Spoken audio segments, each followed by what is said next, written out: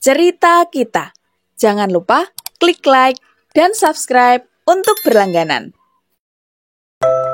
Halo, selamat datang kembali di Cerita Kita dalam Cerita Dongeng. Kali ini cerita kita akan menyajikan dongeng yang berjudul Batu Bertangkup. Cerita rakyat dari Riau.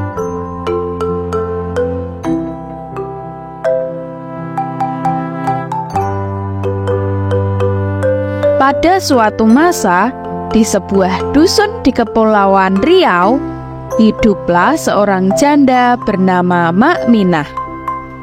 Ia hidup dengan ketiga orang anaknya, yaitu anak pertama seorang perempuan dan kedua anak lainnya adalah laki-laki. Ketiga anak Mak Minah terkenal dengan sangat nakal. Mereka kerap membantah perintah dari ibunya. Setiap hari mereka hanya suka bermain-main. Bahkan tidak jarang mereka pulang ke rumah setelah malam telah larut. Mak Minah sangat sedih dengan hal itu. Mak Minah selalu masak sendiri, menyapu sendiri, mencuci sendiri, bahkan membereskan rumah sendiri tanpa dibantu oleh ketiga anaknya. Awalnya Mak Minah masih dengan senang hati menerima ketiga anaknya karena mereka masih kecil. Namun lama-lama Mak Minah merasa heran kenapa ketiga anaknya malah semakin nakal dan tidak pernah menurut kepadanya. Suatu ketika, setelah selesai memasak makanan untuk ketiga anaknya, Mak Minah bergegas pergi ke sungai. Mak Minah pergi dengan rasa putus asa.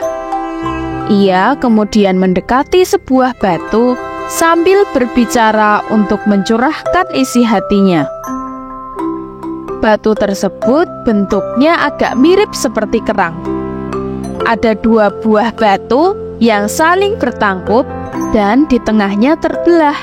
Jadi ia bisa membuka lalu menutup kembali jika ada orang di tengahnya. Orang-orang sering menyebutnya dengan batu bertangkup.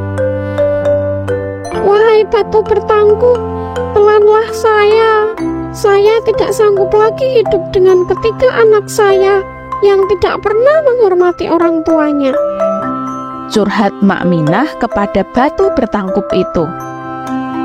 Batu bertangkup seketika menelan tubuh Mak Minah, hingga yang tertinggal hanyalah sebagian potongan kain yang dikenakannya. Menjelang sore hari, ketiga anak Mak Minah sudah pulang. Lalu mereka mulai merasa heran, karena sejak pagi mereka tidak menjumpai ibunya.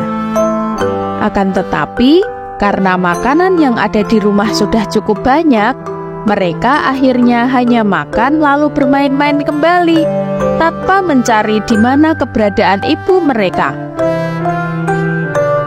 2 hari telah berlalu, makanan pun mulai habis. Anak-anak Mak Minah mulai terasa lapar. Sampai kemudian, matahari terbenam dan malam kian larut, barulah mereka kebingungan dan mencari-cari ibunya untuk meminta makan. Karena tidak kunjung bertemu dengan ibunya, pada keesokan harinya setelah matahari mulai naik, ketiga anak Mak Minah segera berangkat pergi ke tepi sungai. Mereka berada di sungai untuk mencari ibunya. Sesampainya di sana, mereka sangat terkejut menemukan potongan kain Mak Minah yang terurai di sebelah batu bertangkup. Wahai batu bertangkup, apakah kamu memakan ibuku? Kami membutuhkan ibu kami. Tolong keluarkan ibu kami dari perutmu. Ratap anak-anak Mak Minah. Tidak, kalian hanya membutuhkan ibu kalian saat lapar. Kalian tidak pernah menyayangi dan menghormati ibu kalian, jawab batu bertangkup itu. Kami berjanji akan selalu menuruti ibu kami, menyayangi serta menghormatinya. Tolong keluarkan keluarkan ibu kami, janji anak mereka kepada batu bertangkup.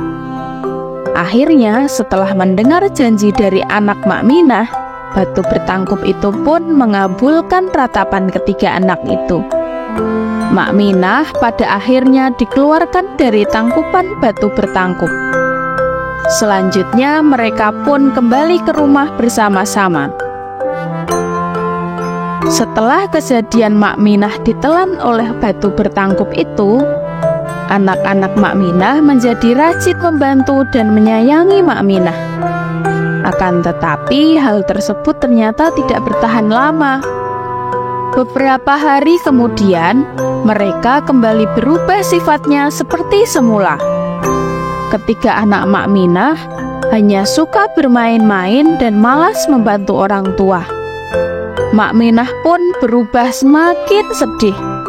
Ia lalu kembali mengunjungi batu bertangkup di tepi sungai dan meminta untuk kembali ditelan. Sementara di rumah, anak-anak Mak Minah masih terus sibuk bermain-main. Menjelang sore hari, barulah mereka sadar bahwa ibu mereka tidak ada lagi. Mereka lalu kembali mengunjungi batu bertangkup di tepi sungai, sambil meratap meminta ibu mereka dikeluarkan kembali. Akan tetapi, kali ini batu bertangkup sudah sangat marah. Ia berkata kepada anak-anak itu, "Kalian memang anak nakal. Penyesalan kalian ini tidak ada gunanya." Setelah itu, dalam sekejap, batu bertangkup segera masuk ke dalam tanah dan tidak pernah muncul kembali.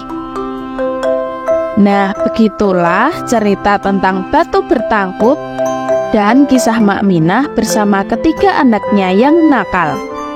Dari cerita ini kita bisa mengambil pesan moral bahwa jangan menjadi anak yang nakal. Kita harus taat dan patuh kepada orang tua agar kita tidak akan menyesal di kemudian hari.